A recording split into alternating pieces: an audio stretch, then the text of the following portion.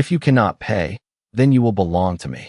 The words did not rise, did not echo, yet they settled over Clara Whitmore like winter frost, quiet and inescapable as she stood at the center of Blackthorn Manor's great hall, her boots damp from the long journey, her fingers numb from gripping the letter that had already sealed her fate, the ink smudged where her hands had trembled too hard to hold steady. 7 days. That was all the notice had given her. 7 days before everything her family had left would be taken, her father's small estate reduced to numbers in someone else's ledger, her younger sister left with nothing but the cold mercy of distant relatives. And so she had come, through miles of wind that cut like glass, through roads that disappeared beneath sleet and shadow, to stand before the one man no one ever approached without invitation, Duke Alexander Blackthorn, who now watched her without moving, his tall figure half lit by the flicker of candlelight that seemed too fragile for the weight of the room, his expression unreadable, his silence heavier than any accusation. "Stand up," he said at last, his voice low, controlled, the kind that did not need force to command obedience. And only then did Clara realize her knees had weakened beneath her, that she had nearly sunk to the marble floor without noticing.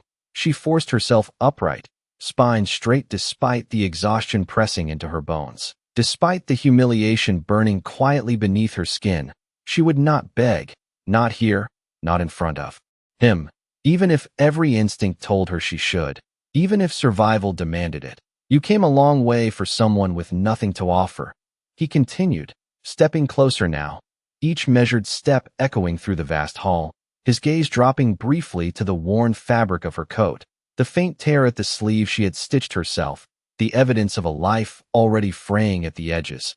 "I have something," Clara answered, her voice steadier than she felt, though she did not lift her eyes to meet his. Not yet, not when she knew what she would see there: calculation, indifference, the cold arithmetic of a man who dealt in power, not mercy. A faint pause followed, just long enough for her heartbeat to become unbearably loud in her ears, before he spoke again.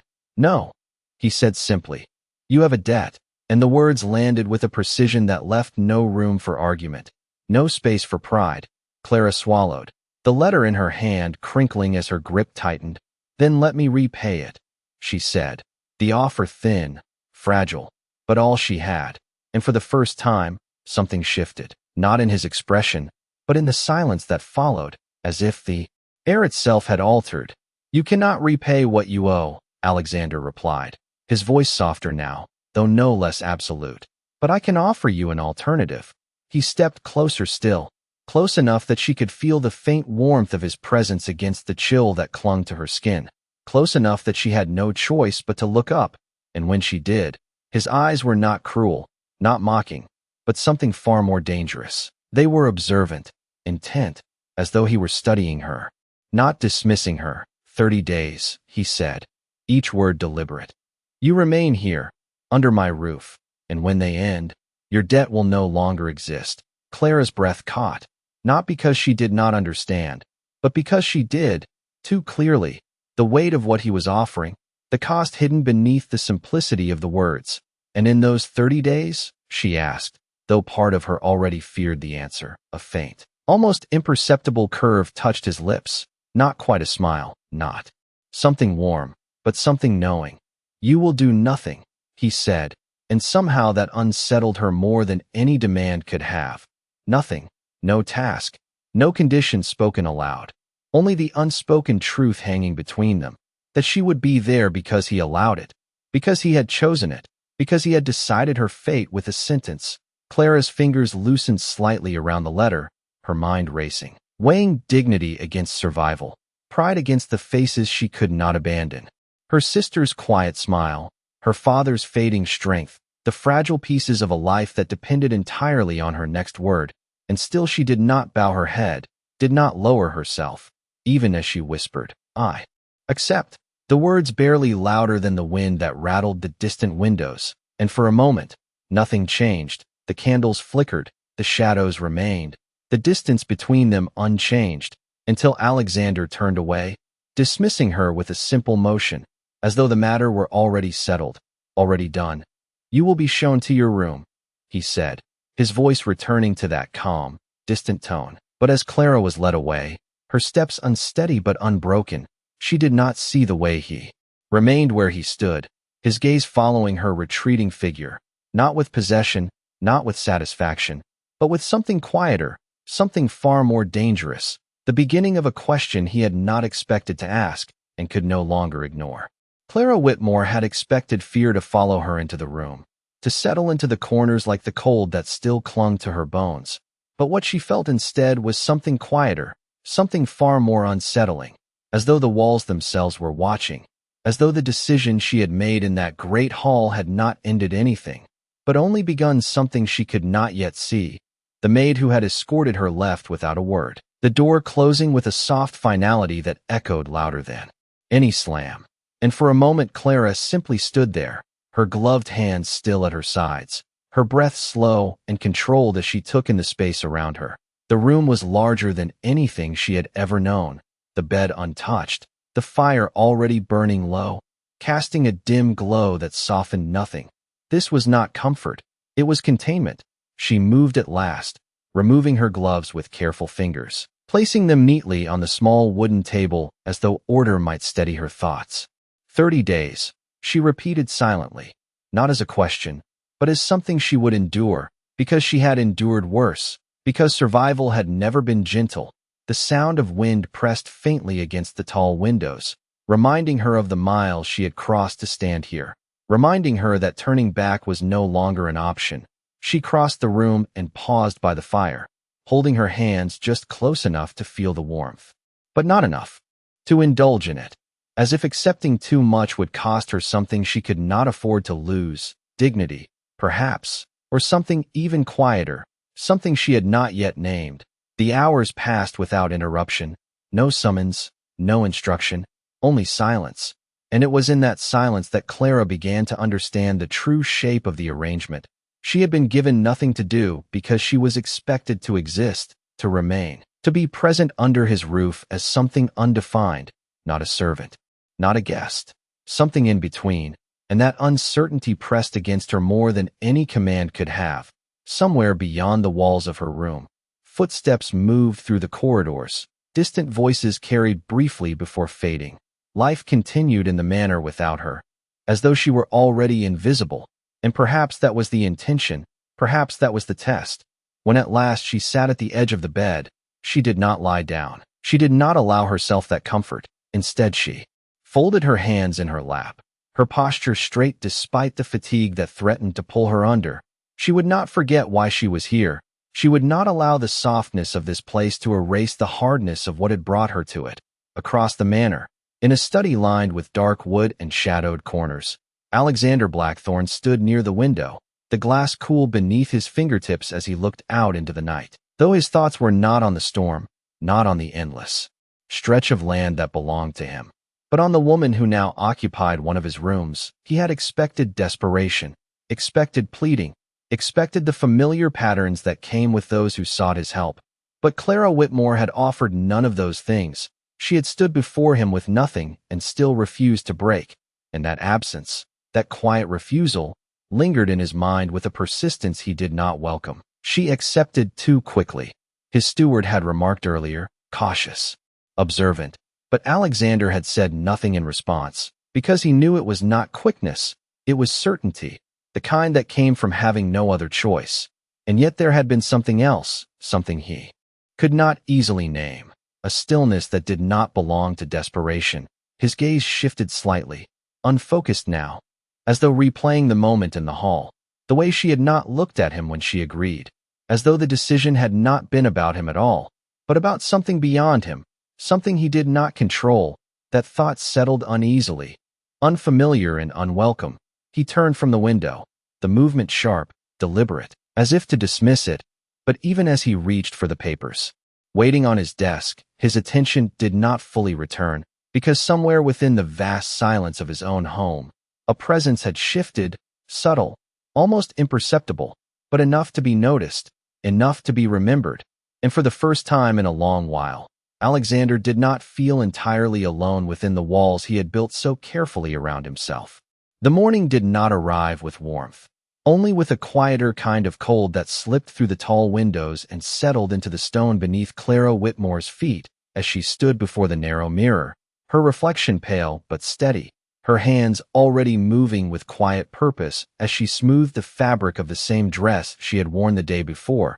She had been given no instructions, no summons, and yet she understood that remaining still would be the greater surrender, so she stepped beyond the safety of her room and into the long corridor where the silence felt deeper, more watchful.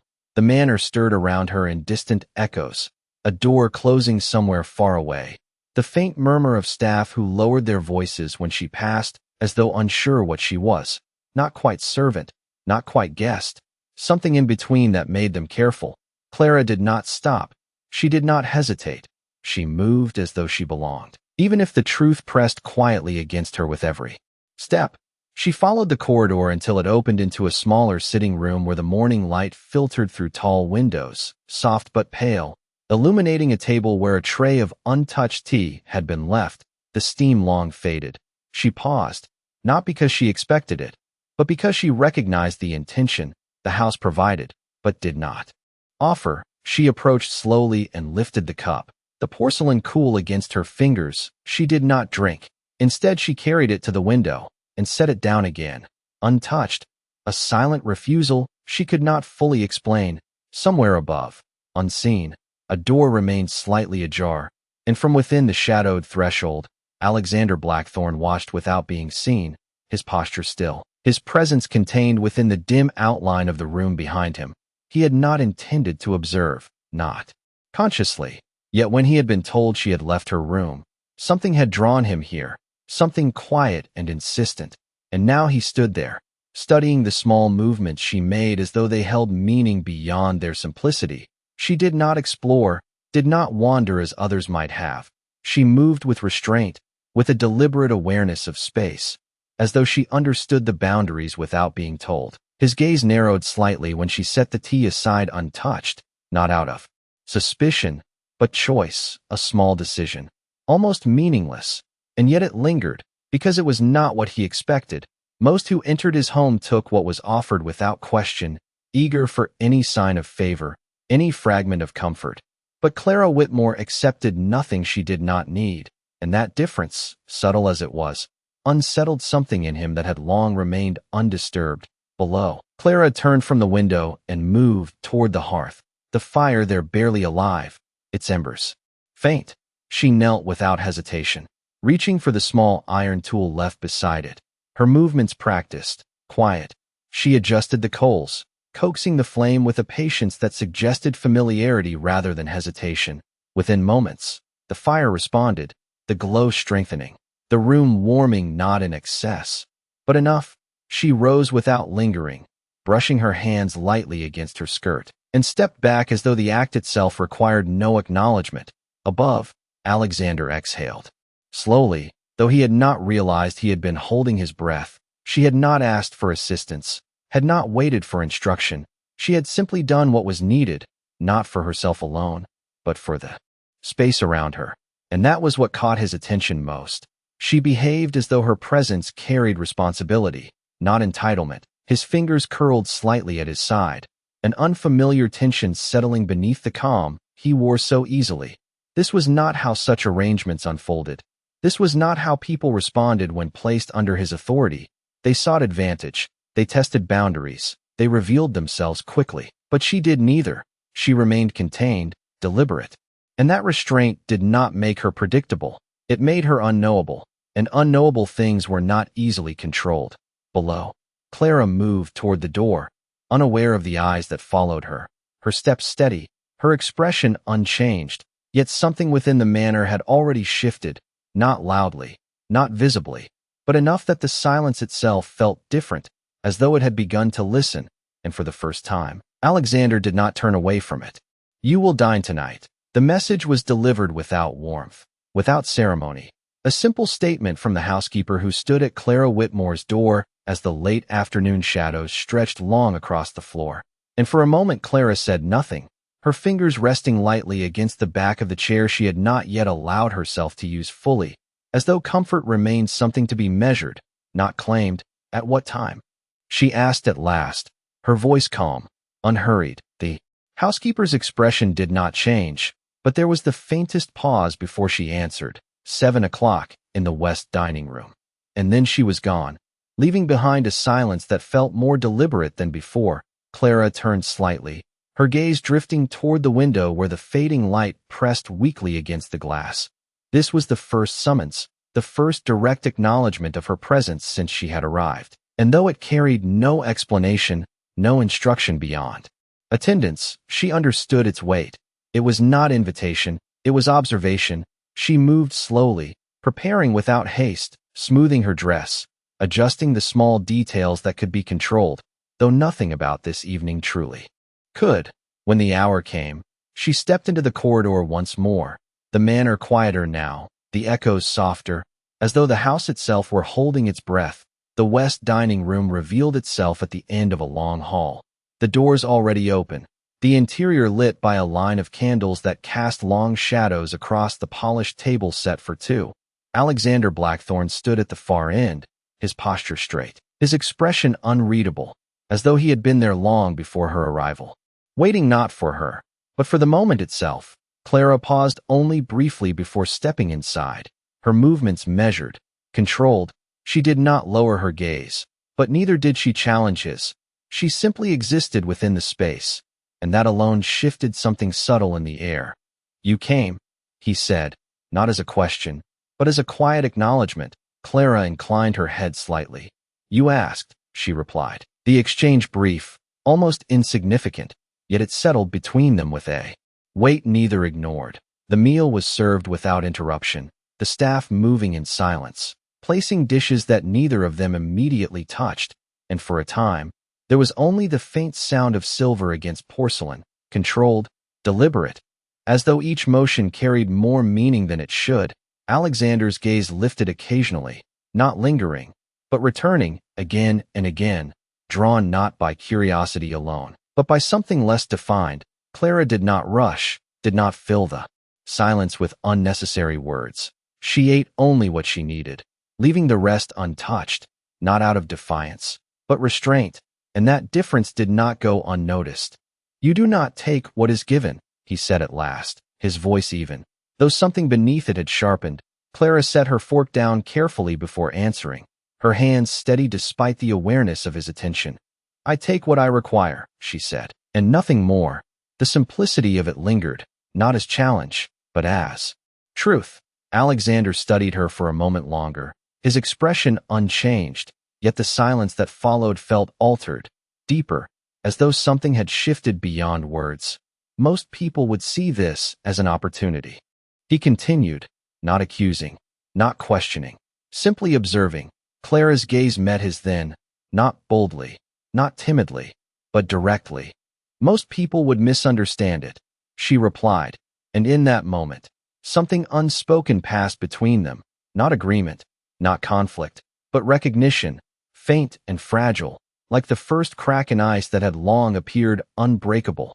The candles flickered, the shadows moved, and for the first time, the space between them no longer felt entirely controlled, as though something had slipped beyond design, something neither of them had intended, and neither could yet name. The night did not end when the candles burned low. It lingered in the quiet that followed, in the echo of words that had not been spoken, and Clara Whitmore felt it as she returned to her room, the corridor dim and empty, her steps soft against the stone as though the manor itself listened to her passing. She closed the door behind her with careful restraint, not allowing the latch to click too loudly, not wanting to disturb the fragile stillness that had settled around her. The fire in her room had been tended in her absence, its warmth steady now, but she did not move toward it immediately. Instead, she stood by the window, her fingers lightly brushing the cold glass as she looked out into the dark grounds beyond, where the world seemed distant, almost unreal. 30 days, she reminded herself again. Though the number no longer felt as clear as it had before, something had shifted at that table, something subtle yet undeniable, and she could not decide if it made her position safer or far more dangerous. Across the manor, Alexander Blackthorne remained in the west dining room long after she had left, the empty chair across from him untouched, the remnants of the meal forgotten as he leaned back slightly, his gaze fixed on nothing, and yet not entirely unfocused. Her words replayed in the quiet of his mind, not defiant, not submissive, simply precise. As though she had measured each one before allowing it to exist, he had encountered resistance before, had seen pride and desperation in countless forms. But Clara Whitmore did not fit within any of them. She did not seek advantage, did not attempt to soften his perception of her, and that absence created a space he could not easily fill, a question that remained unanswered. He rose at last, the movement deliberate, controlled, as though to remind himself that nothing had changed, that the arrangement remained exactly as it had been defined. Yet as he stepped into the corridor, his direction did not lead him away from her, not immediately. Instead, he paused at the far end of the hall where the light dimmed, and the shadows gathered more closely, his gaze shifting briefly toward the wing where her room lay, a silent acknowledgement he did not intend to make. Below, Clara moved at last, crossing the room to the small writing desk that had been left untouched, a sheet of paper waiting, a pen placed beside it, as though someone had anticipated her need. She hesitated only for a moment before sitting, her posture straight despite the weight of the day pressing against her shoulders. She dipped the pen carefully, her hand steady as she began to write. Not a plea, not a confession, but a simple account. Words meant for someone far from this place, someone who depended on her remaining exactly who she had always been. Each line measured, controlled, as though writing itself anchored her to something real, something beyond the reach of this manor and the man who ruled it. She did not notice the faint sound outside her door, the near silent shift of presence that lingered only for a moment before retreating, but Alexander did. Because it had been his own step, he had paused mid-motion, his hand briefly resting against the cool stone wall as he stood just beyond the reach of the light spilling from beneath her door. He had not meant to stop, had not meant to listen, and yet he remained there for a fraction longer than necessary, aware of the quiet movement within, the soft scratch of pen against paper. A sound so ordinary it should have held no meaning, and yet it did, because it was not what he expected. She was not waiting, not hesitating. She was continuing, as though her life had not been placed within his control, as though she still moved according to her own design, and that realization unsettled something deeper than curiosity, something that pressed against the careful order he maintained. He stepped away at last, his expression unchanged, his stride steady as he moved back into the darkness of the corridor. But the silence that followed him was no longer empty. It carried with it the quiet certainty that whatever he had begun with a simple arrangement was no longer entirely his to define. Morning came without announcement, a pale light slipping through the tall windows as though it had no intention of warming anything it touched, and Clara Whitmore woke before the house fully stirred, her eyes opening not with rest, but with awareness, as if even in sleep she had not allowed herself to forget where she was. She remained still for a moment, listening. The silence different now, no longer empty, but layered, distant footsteps, the faint creak of doors, the quiet rhythm of a place that existed without needing her. She rose without hesitation, her movements precise, controlled, the same dress, the same careful composure. Nothing about her changed to reflect the space she occupied, as though she refused to let it reshape her. When she stepped into the corridor, the air carried a faint warmth that had not been there the day before. Fires already tended, the house awake before its master revealed himself. She moved through it with quiet purpose, not wandering, not searching, but observing, learning the shape of the place without asking permission. She paused briefly at a window overlooking the eastern grounds, where frost still clung to the edges of the landscape, the world outside distant and unreachable. And for a moment her fingers rested lightly against the glass, not in longing, but in acknowledgement, before she turned away. Deeper within the manor, Alexander Blackthorne stood in his study, a letter open in his hand, though his gaze had not moved across the page for some time, his thoughts elsewhere, drawn again to the presence that had entered his home without disrupting it, without bending to it, a quiet anomaly he could not dismiss. He set the letter aside with deliberate care, as though the motion itself might restore focus. But it did not, because he had already made the decision he had not intended to make. He stepped into the corridor, his stride steady, controlled, Though his direction was no longer guided by routine, he found her not long after, standing near the eastern window, the light outlining her figure without softening it. Her posture unchanged, her presence contained. She did not start when he approached, did not turn immediately, as though she had already sensed him there. "You rise early," he said, his voice calm, measured. Clara turned then, meeting his gaze without hesitation. "I do not sleep late when there is nothing to earn it," she replied, and again, her words were simple, but they carried a weight he could not easily dismiss. He studied her for a moment, not openly, not with intensity, but with the same quiet observation that had begun to define his attention. "You misunderstand your position," he said at last, though there was no sharpness in it, only a statement of fact. Clara did not look away. "No," she answered softly. "I understand it very well." The silence that followed was brief, but it shifted something subtle between them, something that neither of them named. Alexander's gaze moved slightly, taking in the details she did not attempt to hide. The worn edge of her sleeve, the careful way she held herself as though every movement was chosen, not automatic, and for the first time, he realized that what unsettled him was not her resistance, but her control. She had so little, and yet she allowed none of it to be taken from her without consent. "Walk with me," he said suddenly, the words quiet, but unmistakable. Clara hesitated for only a fraction of a second before nodding, not in submission, but in acceptance of what the moment required. They moved together through the corridor, their steps measured, the distance between them deliberate, neither too close nor too far, as though both understood that crossing it too quickly would alter something. Neither was ready to face. The manor unfolded around them in silence. Each room, each hallway carrying the same restrained elegance, and yet it felt different now, not because it had changed, but because she was within it, because he was aware of her within it, and that awareness lingered, quiet and persistent, like a question waiting for an answer that had not yet been spoken. The air beyond the manor carried a sharper cold, the kind that settled into the lungs and reminded every breath that the world outside did not soften for anyone, and Clara Whitmore felt it the moment they stepped onto the stone path, the gravel faint beneath her boots as she walked beside Alexander Blackthorne, not quite beside him, but not behind either, the distance measured, intentional, as though both understood without speaking that position alone could alter the meaning of the moment. The ground stretched wide before them, bare trees standing like quiet witnesses, their branches unmoving in the still morning. "You are not accustomed to this place," Alexander said after a time, his gaze forward, his voice calm, yet carrying something beneath it that was not entirely indifferent. Clara glanced briefly toward the horizon before answering. "No," she said, "but I am accustomed to colder things." And again, her words did not rise, did not challenge, yet they remained, settling into the space between them with a weight that could not be ignored. He turned his head slightly then, studying her not directly, but enough to register the absence of complaint, the absence of hesitation.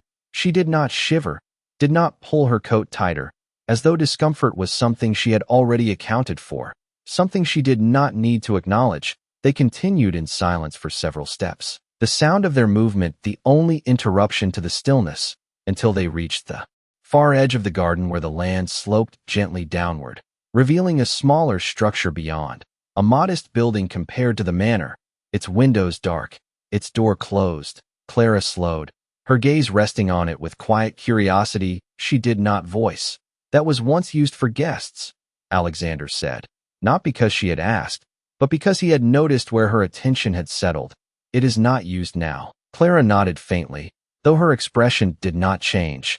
"Because no one stays?" she asked, and the question, simple as it was, held something deeper beneath it, something that touched on more than the building alone. Alexander's jaw shifted almost imperceptibly, his gaze returning forward. "Because no one is invited," he answered, the distinction clear, deliberate.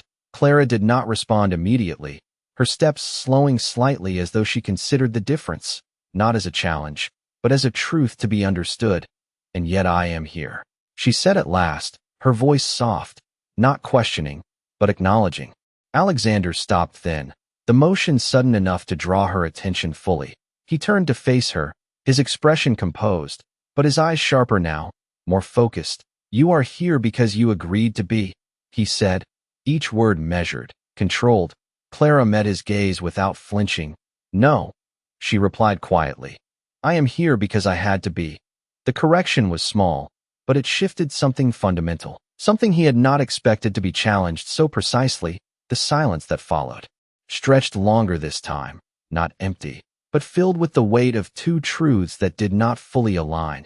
Alexander studied her openly now, not with curiosity alone, but with a growing awareness that what stood before him was not defined by circumstance alone. She had chosen to come, yes, but not freely, not in the way he had framed it. And that difference unsettled the balance he had assumed remained entirely within his control. A faint movement broke the stillness as Clara stepped past him, her gaze returning briefly to the small building before she continued along the path, not waiting for direction, not seeking permission, simply moving forward as though the conversation had reached its natural end. Alexander remained where he stood for a moment longer, his eyes following her retreating figure, the realization settling slowly, quietly, that he had intended to observe her, to understand her within the boundaries he had set. But those boundaries were beginning to shift, not through defiance, not through force, but through something far more subtle, her refusal to be defined by them alone. And as he turned to follow, his steps measured once more, he understood that whatever this arrangement had been meant to be, it was no longer unfolding in the way he had planned. The path curved back toward the manor, but Clara Whitmore did not return immediately, her steps slowing near the edge of the frost-covered field where the ground stretched quiet and untouched, as though no one had crossed it in years. The air held a stillness that felt almost deliberate, and she stood there for a moment longer than necessary, her gaze resting on nothing in particular, not searching, not lost, simply present, behind her. Alexander Blackthorne stopped as well, though at a distance, his attention fixed not on the landscape, but on her, the way she did not rush to fill silence, the way she allowed it to exist without discomfort.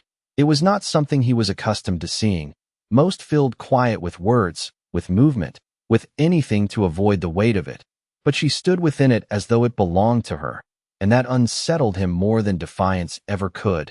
"You do not ask questions," he said after a time, his voice carrying across the small distance.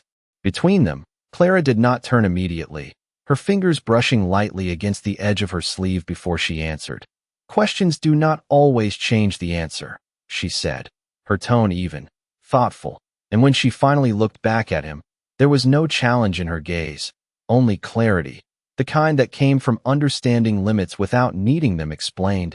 Alexander studied her for a moment, something tightening beneath the calm he wore so easily. "And yet you observe," he replied, stepping closer now, the distance narrowing, though still deliberate. "You notice what is not said." Clara inclined her head slightly, acknowledging without yielding. "Silence says more than most people realize," she answered, and again, the words settled between them, not heavy, but persistent, like something that could not be easily dismissed.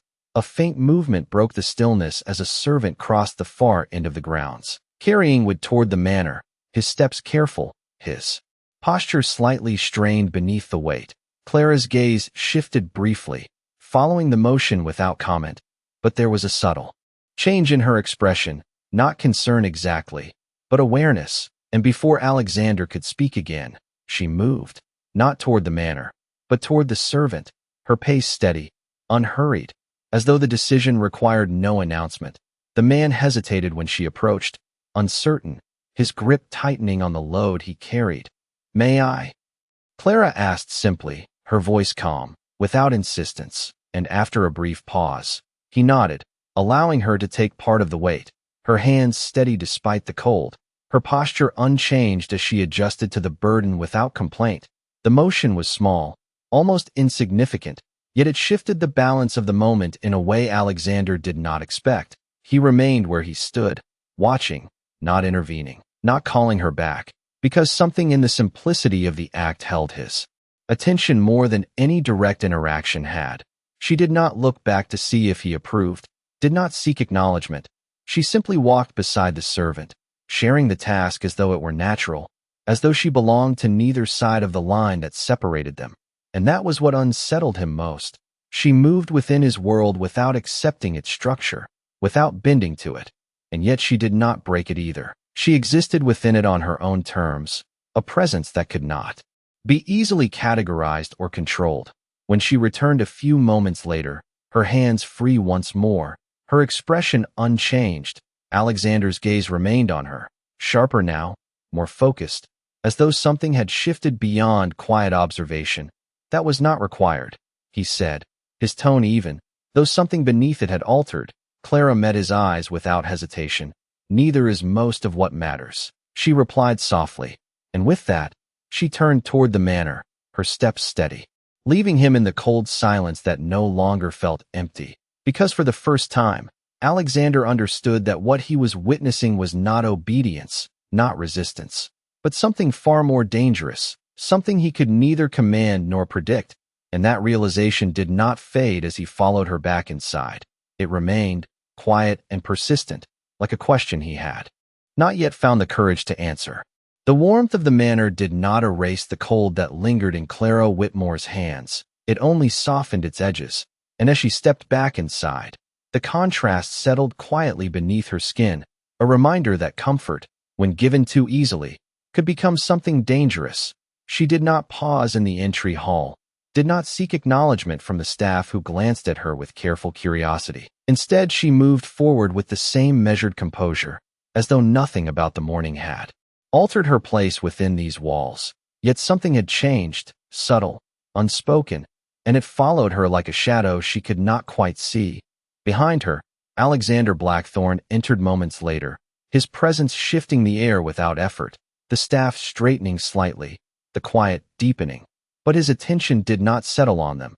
It remained fixed, almost unconsciously, on the woman who had already begun to move beyond his immediate reach.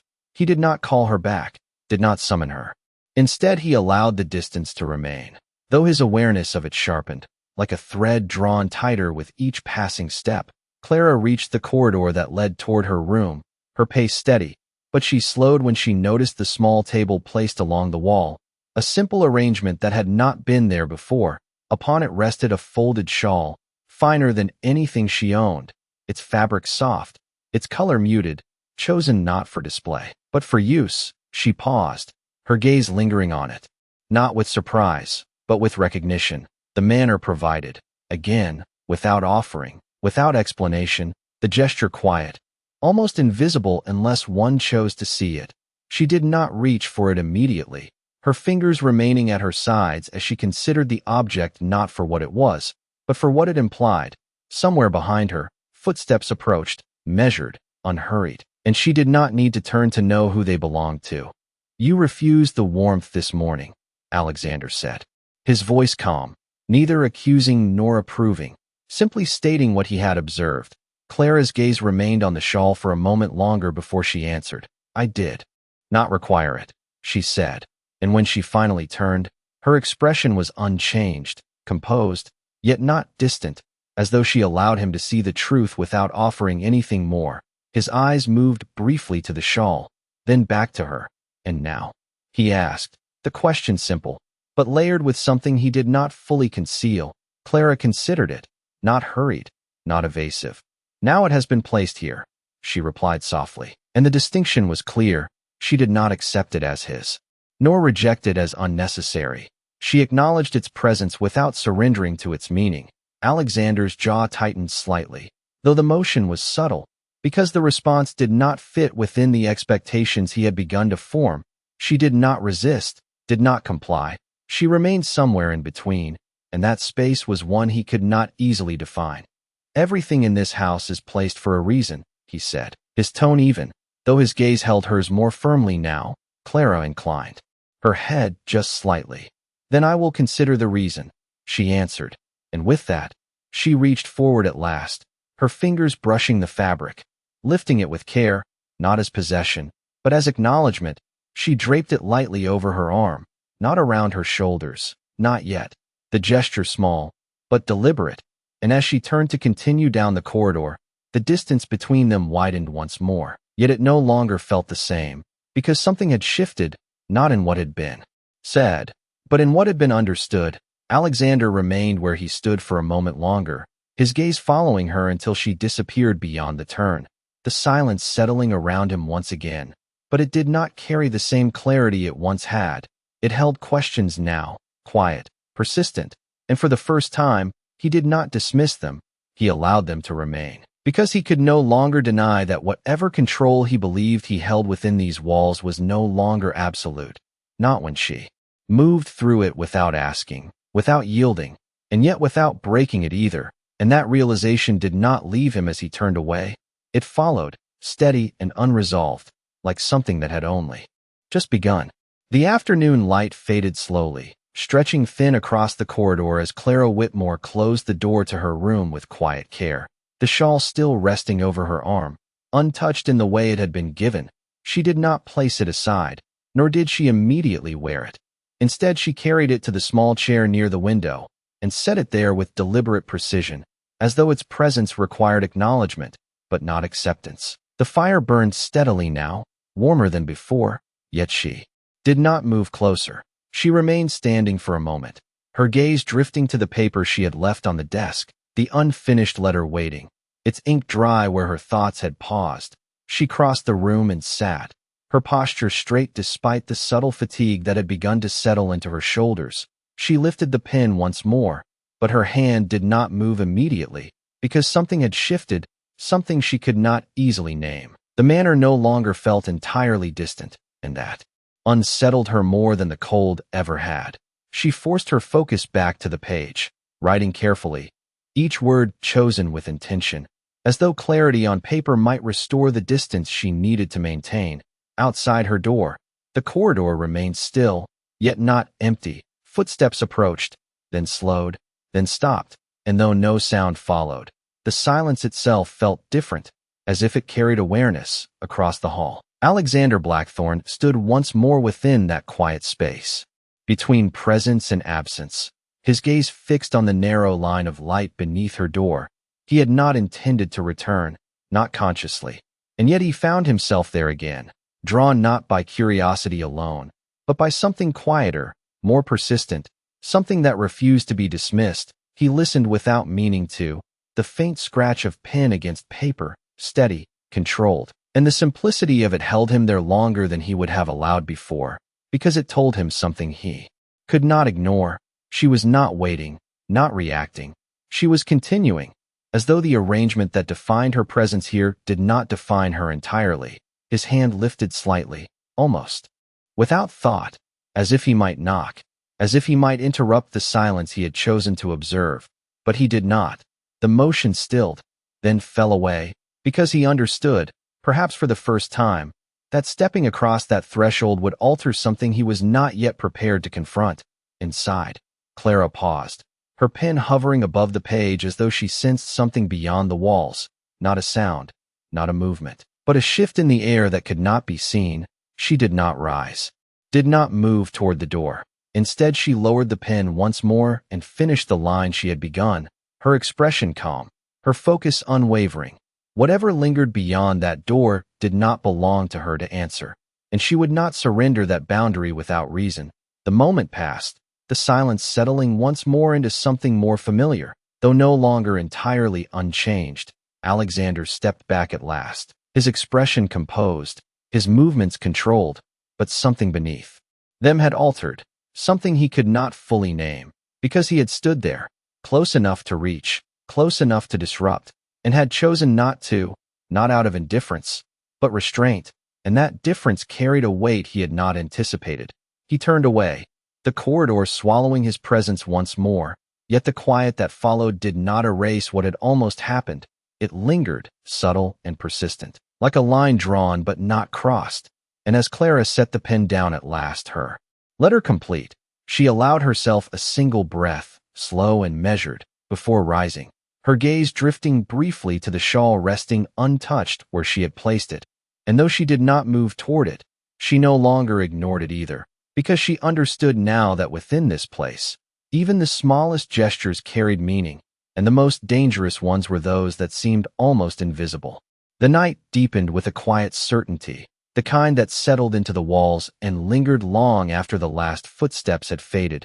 And Clara Whitmore stood by the window once more, the completed letter resting on the desk behind her, its presence both grounding and distant, as though it belonged to a life she could still reach but no longer fully touch.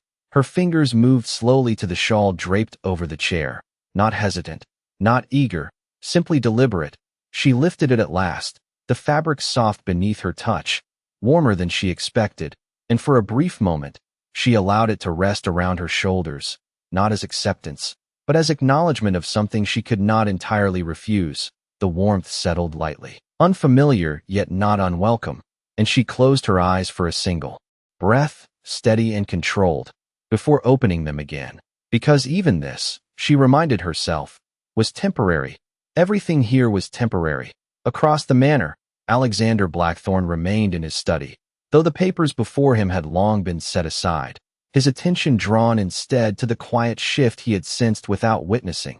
He had not seen her take the shawl, yet he knew, not through certainty, but through something less tangible, something that had begun to form between observation and understanding. He rose slowly, his movements measured, not impulsive, yet not entirely bound by reason.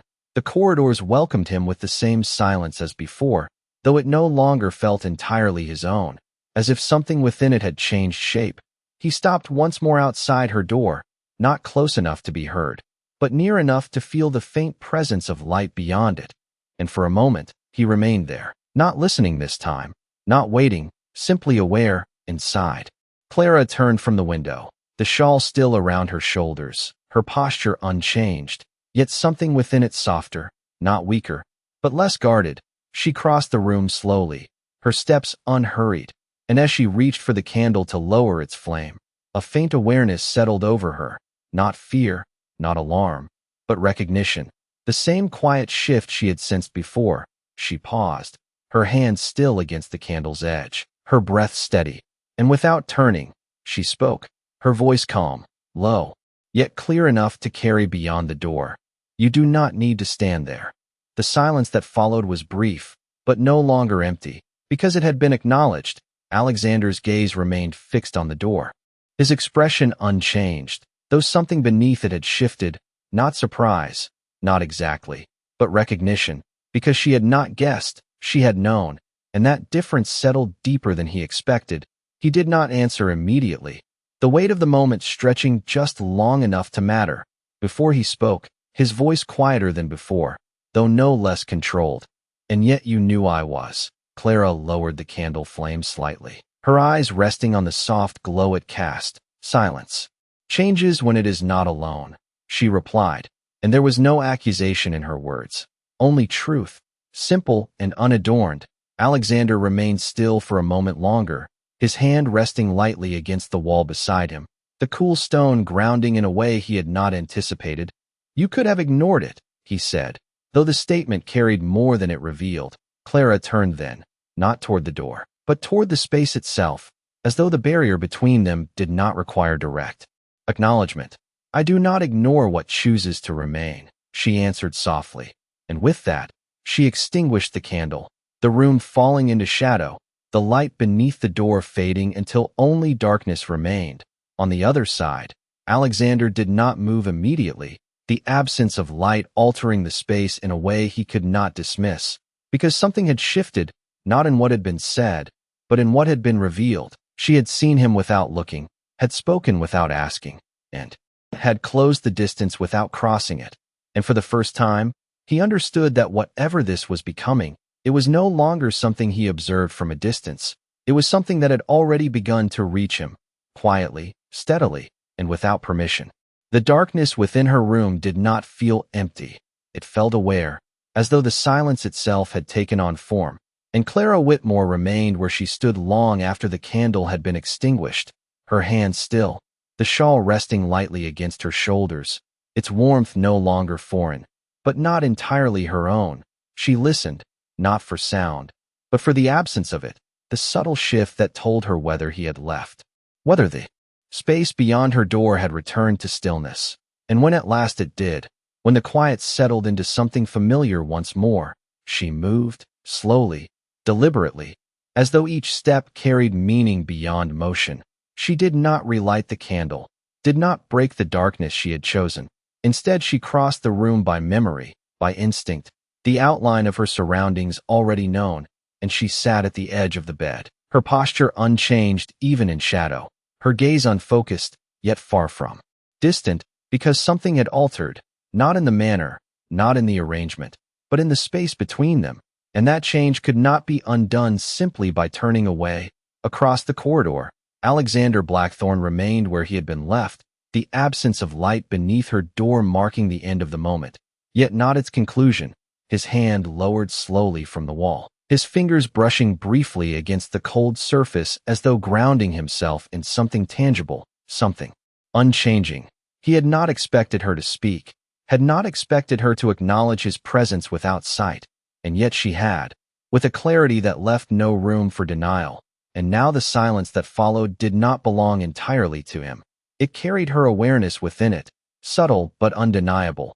He stepped back at last, his movements controlled, though no longer entirely detached, and as he turned, the corridor seemed longer than before, the distance between where he stood and where he intended to go no longer measured in steps alone, but in something less defined, something that resisted easy interpretation. The following morning arrived with a softness that felt almost deliberate, the light filtering through the windows with a gentler edge, as though the world itself had shifted slightly overnight. Clara rose as she had before, early, composed, though something within her carried the quiet echo of what had passed. She removed the shawl with care, placing it once more over the chair. Not discarded, not claimed, but acknowledged, the gesture precise, balanced, and she stepped into the corridor once more, the air warmer now, the manor already awake, yet the silence remained, though it no longer felt empty. It felt expectant, as though something within it waited to unfold.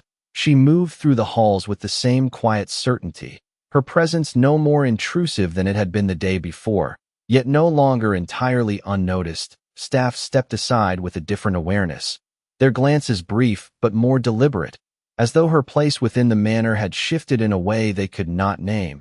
At the far end of the corridor, Alexander appeared, his posture unchanged, his expression composed, yet his gaze settled on her with a steadiness that had not been there before, not sharper, not softer, but more present, as though he no longer observed from a distance alone.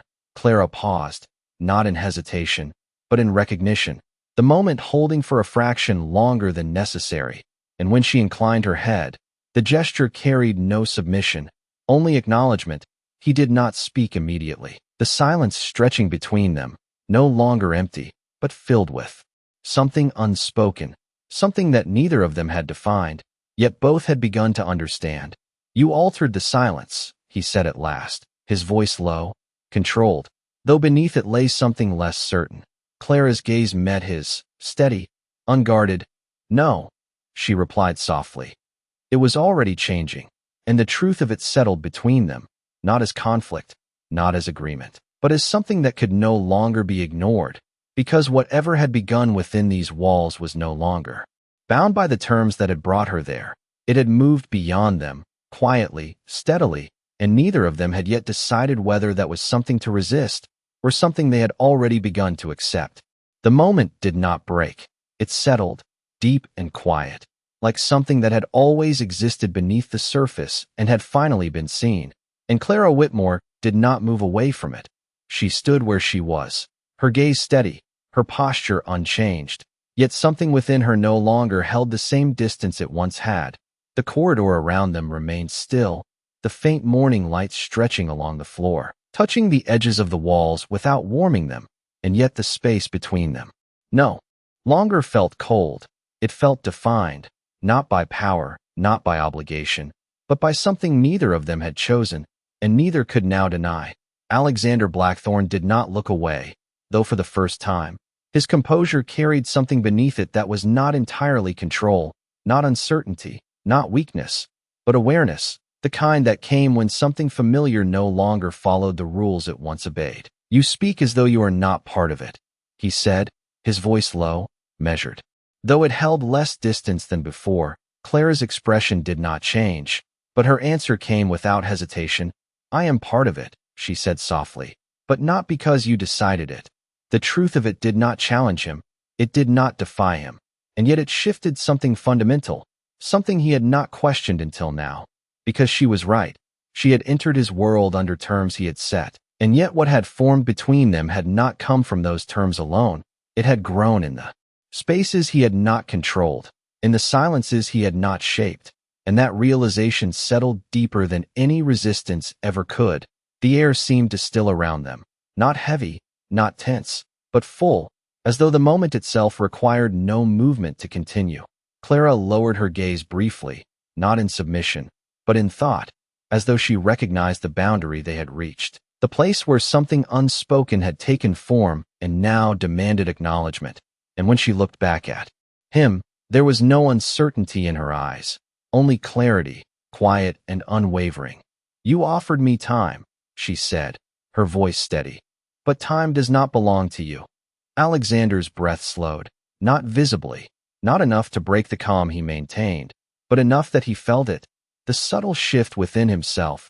Because she had not rejected what he had given, she had simply redefined it, and in doing so, she had taken something that had been his to control and placed it beyond his reach, not through defiance, but through truth. He stepped closer then, the distance between them narrowing, not abruptly, not forcefully, but with a deliberation that carried its own weight. And yet you remain, he said. And the words held more than observation. They carried a question he had not yet spoken aloud. Clara did not step back, did not close the space he had entered. She remained where she was, her presence steady, unyielding in its quiet way. Because I choose to, she answered, and in that moment, the balance shifted completely, not visibly, not dramatically, but undeniably. Because what had begun as necessity had become something else, something neither of them had planned, and neither could now dismiss.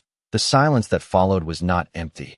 It was full, layered with everything that had not been said, everything that had been understood without words, and within it, something settled, something fragile yet unbreakable, like a truth that had finally been spoken.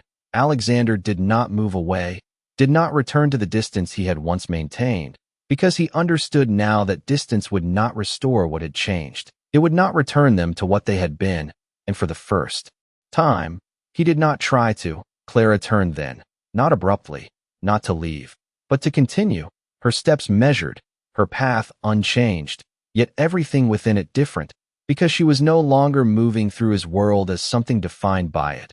She was moving within it on her own terms, and he did not stop her, did not call her back, because he knew now that he could not in the way he once believed. The corridor stretched before her, the light steady, the silence no longer empty, and behind her, Alexander remained for a moment longer, his gaze following her not as possession, not as control, but as something far more dangerous, something he had not expected to find, and could no longer ignore, because he had not found her within his world. She had revealed something within him, something that had been waiting, silent and unseen, until now. And as he turned at last, the quiet truth settled fully, unshaken and irreversible, that some things are never part of a deal, they are simply witnessed, and once seen, they cannot be unseen.